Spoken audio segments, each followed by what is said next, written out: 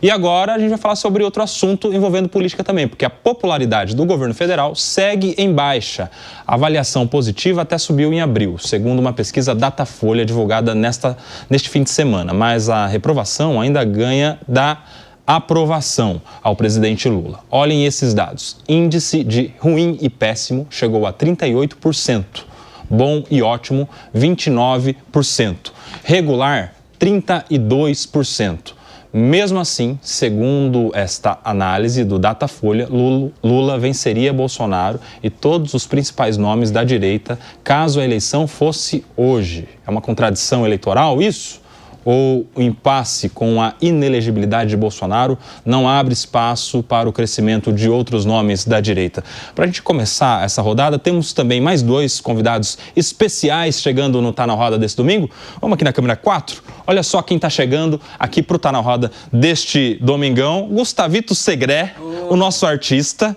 André Galhardo, nosso economista. Bem-vindos, meus amigos. Um prazer recebê-los. Você sabe que eu tô com isso aqui, Segré? Porque a gente estava numa pauta de bodybuilding, de academia. Eu sei que você já ganhou desafios do PP e do Alangani na flexão, não é isso? Isso aí. Eu quero ver você ganhar daquele rapaz ali, ó. Não tem problema. Rodolfo Maris. Eu no amarelo. Segré, eu topo, Segré. Eu também topo. Ele é forte, mas ele é mais pesado. Não desafia muito não, senão a gente faz agora, hein, esse desafio. Tô pronto. Eu também tô pronto, Segré. Segredito, mas eu quero a sua opinião sobre isso que a gente está falando, popularidade do governo.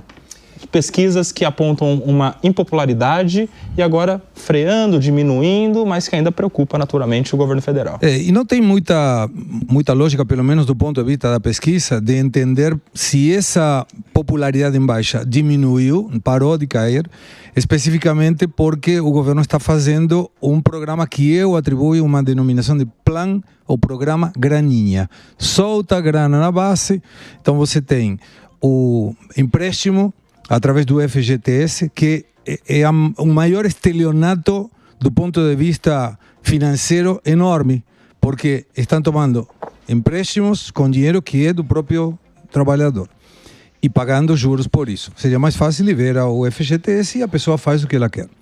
E a outra é agora, antecipando o 13º, que vai jogar 73,3 bilhões de reais, e que isso de alguma maneira está indo com uma política fiscal a cargo do Poder Executivo expansionista. Sim. Para que o povo possa gastar endorfina, não é endorfina, oxitocina, que te deixa feliz e você gasta, mais a contrapartida, que é a política monetária a cargo do Banco Central, que é restritiva e por isso aumenta os juros para inibir a demanda. Então você solta dinheiro aumentando a demanda e por outro lado o Banco Central tem que inibir a demanda. Seria como uma motocicleta.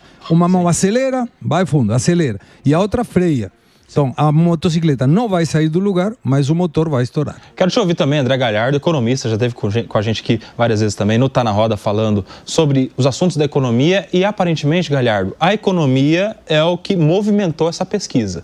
Pelo menos nos últimos 2 anos, o momento da economia, agora, do final do ano passado para o começo desse ano, parece que foi o que mais empurrou a impopularidade do presidente Lula. E a gente falava, na última ocasião que você esteve aqui, justamente sobre alguns números que seriam positivos para o governo, mas que não estão chegando no fim da linha nas pessoas que são consultadas em pesquisas como essas. Como é que você avalia o assunto economia no governo federal como um assunto determinante para a popularidade ou para a impopularidade? Legal, Rubão. Prazer estar aqui. Boa tarde a todos, boa tarde a todos que nos assistem. Eu acho que, de modo geral, a população, ela sente essa disputa política que tem se intensificado. Então, embora haja uma melhora do nível de atividade, eu concordo plenamente com você, Rubão, são números, não é opinião. A economia desacelerou do final do ano para cá, embora ainda existam números muito importantes. Então, apesar dessa desaceleração, a economia continua num ritmo forte. Só para ter uma ideia, o volume de postos de trabalho formal gerados em fevereiro foi o maior da série histórica para o mês. Isso é muito importante. Isso não tira essa análise de que a economia de fato está desacelerando. Outro ponto importante, a inflação brasileira segue em nível alto e pior, boa parte desse aumento está concentrado em produtos que a população não pode deixar de consumir, por exemplo, o grupo de alimentos. Isso pesa demais.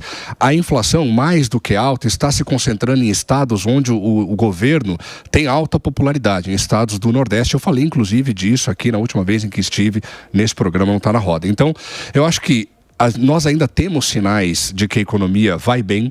A prova disso é o CAGED de fevereiro. A gente ainda tem sinais de crescimento econômico. Em janeiro, apesar da desaceleração, ainda tem algum crescimento. No entanto, essa disputa política acaba contaminando, de modo geral, a população. E esses impactos inflacionários acabam tirando parte da popularidade do presidente. Eu não sei se de uma pesquisa para outra teve essa questão do crédito, que eu até discordo em alguma medida aqui, se isso poderia ter mudado, ou isso de fato seja esse o ponto de virada do Lula. Eu não acho. Acho sim que o governo entende que isso é importante para melhorar a popularidade, mas não sei se deu tempo, até porque começaram a liberar agora, nesse momento. Então, e só para concluir, Koba, que acho que é um ponto muito importante, essa coisa do FGTS, a gente não pode liberar o FGTS, senão a gente acaba com o financiamento habitacional. Esse é um primeiro ponto. A segunda coisa importante... Você acha certo isso? Eu acho, o consumidor vai tomar empréstimo de qualquer jeito. O ex-presidente do Banco Central, Roberto Campos Neto, ele falou o seguinte: a nossa política monetária, ela é frouxa, ela não funciona porque tem muito crédito subsidiado. Só que eu perguntaria para o Roberto, será que tem crédito subsidiado demais porque a taxa de juros é muito alta no Brasil?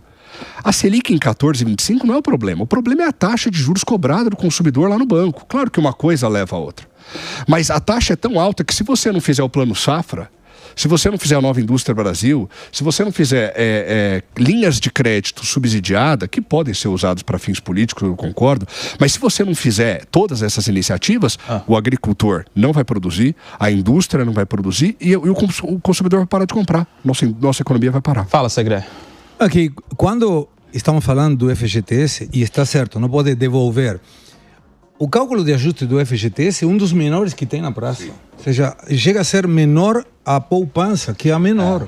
Então, se uma pessoa, em lugar de deixar o FGTS, 8% do valor do salário no banco, na conta dele, e vai acumulando, esse dinheiro for entregue a ele, e ele colocar uma aplicação ridícula de poupança, no termo de 30 anos, ele teria um patrimônio muito grande e, além disso, seria muito mais a rentabilidade que tem. Esse agora, de colocar é uma garantia, não é o total do FGTS, mas é uma garantia. Cobrando 3,04 de juros, é um juro que, para uma pessoa que tem um movimento, é alto. Consegue um juro menor. Uma empresa, de fato, consegue. E nós estamos falando de empresas de primeiro nível. Então, essa situação que é você, através do empréstimo, da liberação do 13º, que já foi no ano passado, não é uma novidade, isso vai jogando dinheiro na praça. E esse dinheiro na praça, naturalmente, aumenta a demanda de produtos e serviços. Isso puxa a inflação para cima por causa do aumento da demanda que a oferta não pode acompanhar. E aí o Banco Central, com uma taxa de juros altíssima, mais alta em termos reais, ou seja, vai a taxa de juros, tira a inflação, fica sendo muito alta. Mas isso conspira uma mão contra a outra, ou seja, o governo tem essa política fiscal e ele quer soltar, até porque, na minha humilde opinião, o crescimento econômico de 3,4% do PIB no ano 2024 foi anabolizado. Por quê? Soltando dinheiro, naturalmente você tem um crescimento econômico. O problema é agora, porque você tem um crescimento que vai ser menor, não vai entrar em recessão, nada disso, mas vai ser menor, enquanto o gasto público se mantém alto. E isso conspira contra o equilíbrio fiscal. Muito bem, eu quero trazer o Leandro Ferreira, que é o economista da nossa roda aqui, da nossa roda fixa do Tá na Roda. Ô, Leandro Ferreira, quero popularizar um pouco mais esse debate. Estamos falando aqui, ó, embaixo, o preço dos alimentos ainda pesa no bolso. A pessoa que está em casa assistindo este programa, no final das contas, ela pode ter esperança de que a coisa vai melhorar, vai voltar a comprar ovo com preço acessível, o cafezinho vai voltar a ficar mais barato.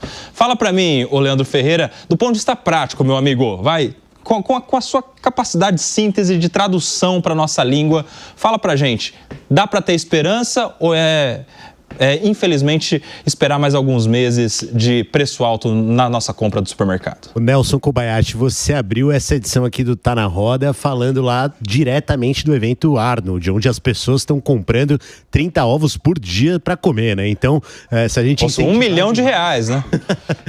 A que preço é que é a questão? A gente vai acabar inflacionando ainda mais.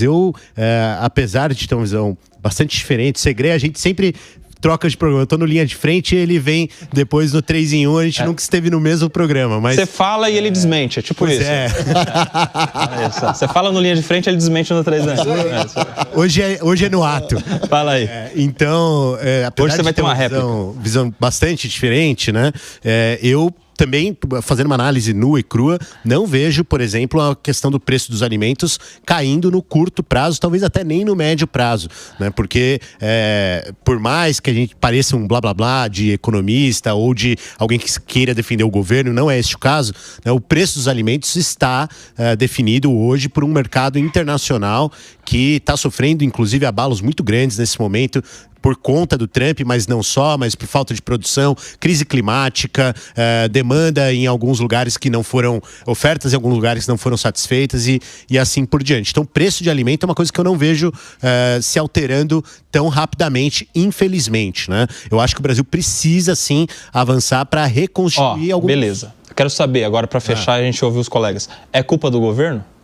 Não, é culpa do mercado internacional que está excessivamente desorganizado em relação à produção de alimentos. Isso é grave, não vai mudar, o governo não vai conseguir mudar. É esse que é o ponto. Não é culpa do governo, mas o governo também não vai conseguir resolver. Sobre essa questão do mercado internacionalmente, das questões econômicas envolvendo os outros países, da guerra que a gente viu instaurada a partir do anúncio de Trump essa semana e das reações mundo afora, a gente vai falar sobre isso daqui a pouquinho, não sai daí, viu? Mas por aqui eu quero voltar essa mesma pergunta a vocês dois.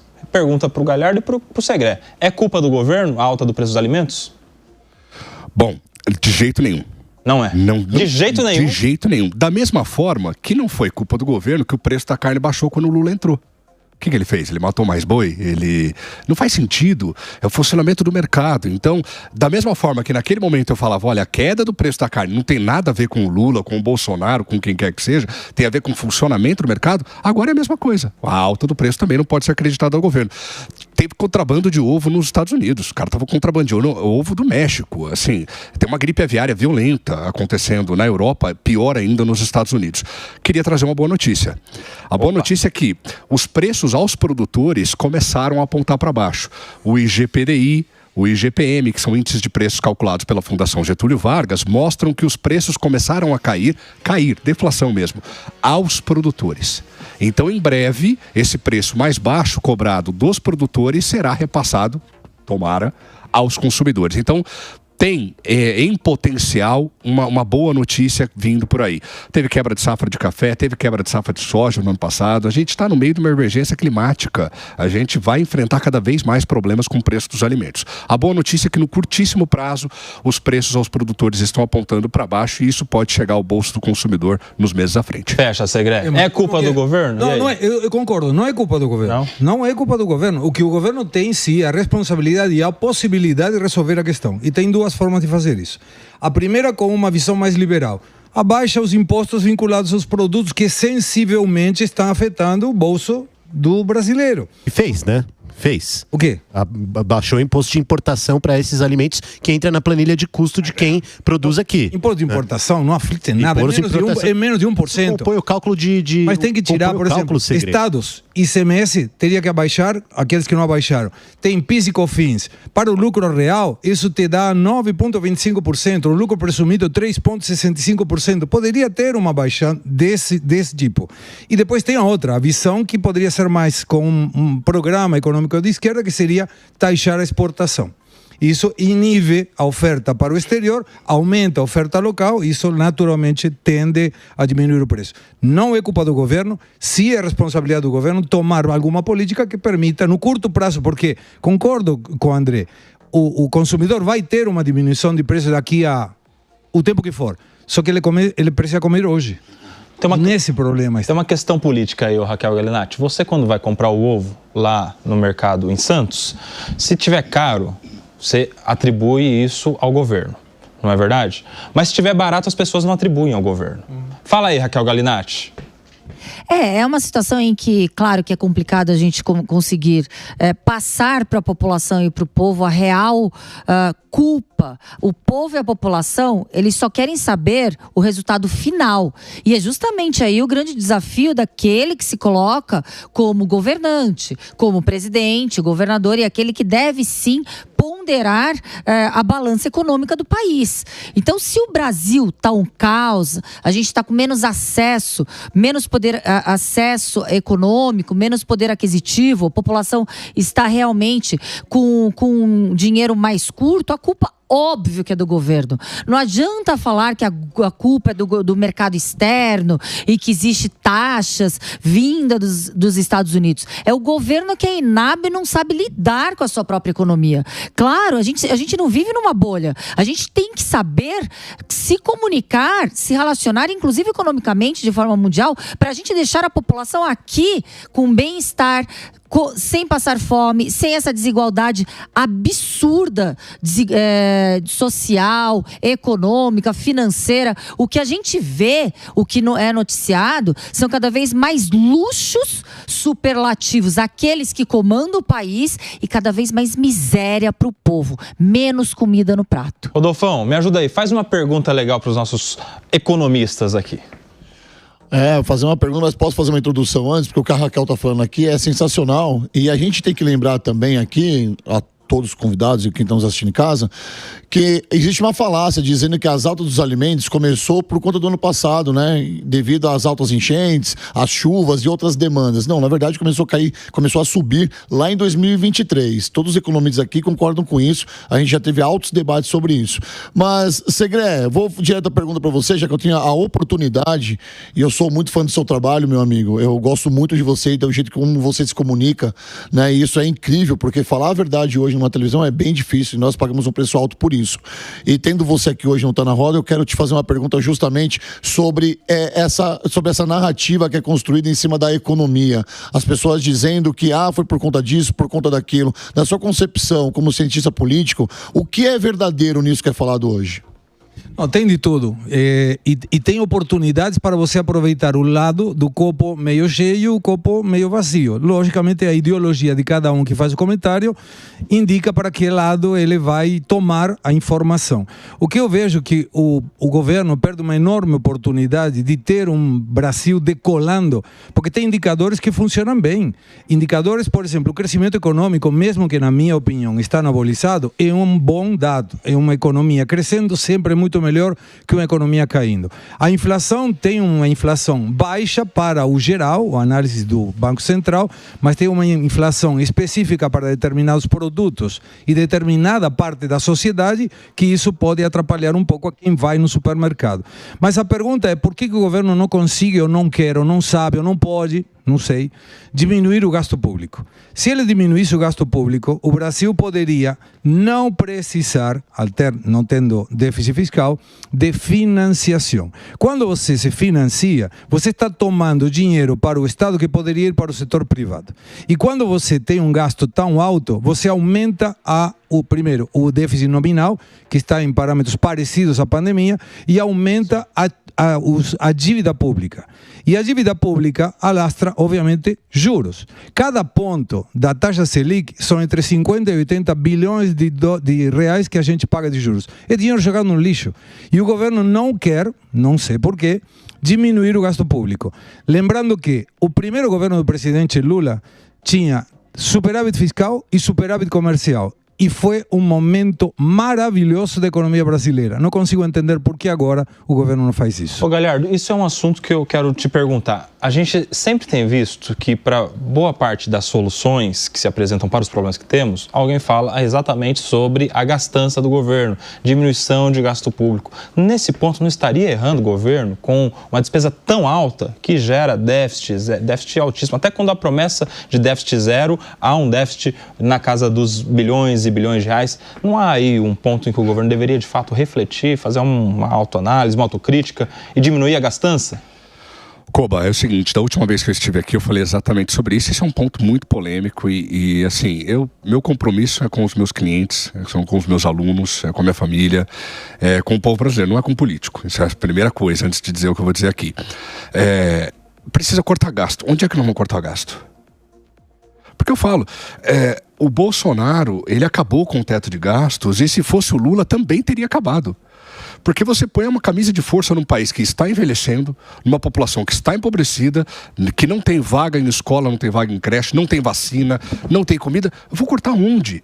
Então, eu concordo plenamente.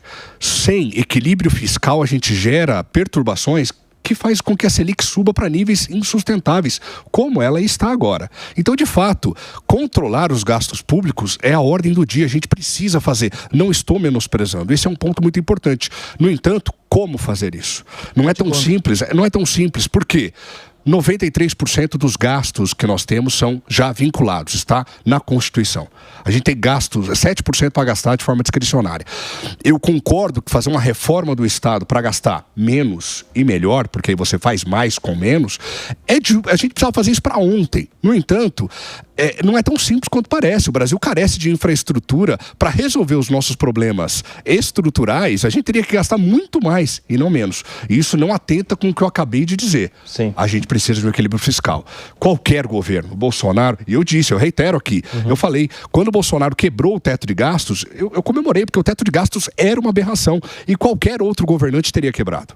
Qualquer outro governante. Porque a gente precisa encontrar o equilíbrio nas contas públicas sem desamparar aquele que precisa. Quero ouvir o Acácio também, mas o segredo, eu acho que tem uma solução. Onde cortar gastos? Não, assim, o que eu cortaria? Você não precisa ter 38 ministérios. Não precisa ter 30. Por que tem 38 ministérios? Porque para formatar uma aliança de governabilidade tem que dar recurso e poder para muita gente. Quando em 1997 a gente fez um corte, naquele momento nós tínhamos no Brasil 163 milhões de habitantes. Hoje temos 210, 212.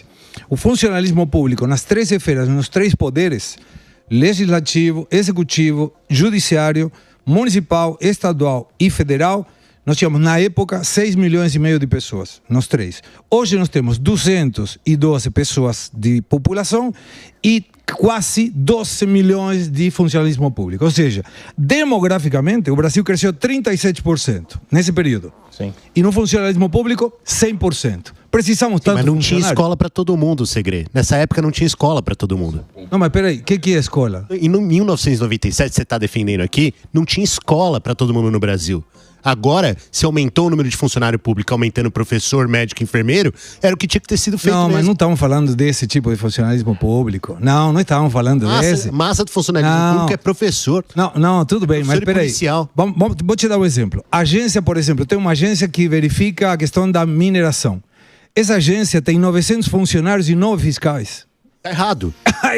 Então, de que estamos falando? Isso está certo? São 4 fiscais. Não tá certo. Que aposentaram 5 no final do ano passado. Então, aí tem como diminuir. Para que vai precisar 900 funcionários para 4 fiscais numa agência que sirve para fiscalizar? Bota 900 fiscais e 4 funcionários e aí a coisa vai funcionar. E aposentaram 5, mas não estão recebendo pelo INSS, né? Estão recebendo... E aí outra questão também, que não é pouca coisa. O avião da FAB para utilização de uma viagem de um funcionário, de qualquer pessoa do judiciário, para assistir um jogo de futebol, isso quando a pessoa tem que ir lá e pagar um passagem de avião, uma passagem, é um tapa na cara.